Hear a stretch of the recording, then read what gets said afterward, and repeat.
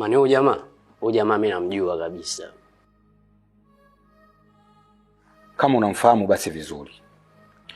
Huyu mtu sitaki kabisa kumuona kwenye uso wa dunia.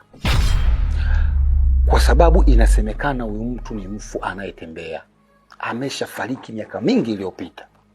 Sasa mimi nataka nimpoteze kweli. Kwani kafanyaje bro? Huyu bwana anatembea na mke wangu.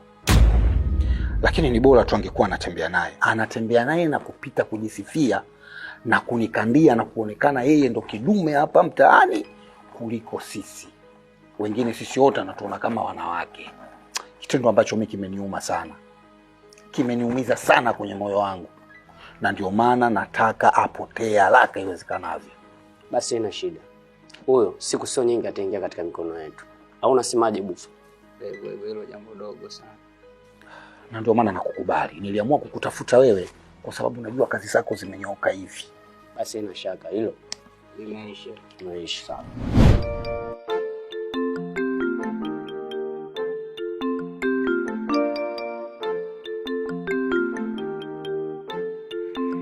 Manga. Manga mume wangu. Manga mume wangu.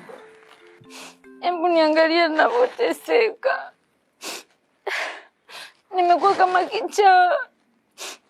Nadharaulika kila ninakopita Manga. Kwa nini unaniacha nateseka hivi Manga? Manga, kumbuka tulikotoka mimi na wewe. Yote nateseka kwa sababu yako Manga. Mali zangu nazo wewe Manga, kwa nini unanitesa Manga, nisaidie.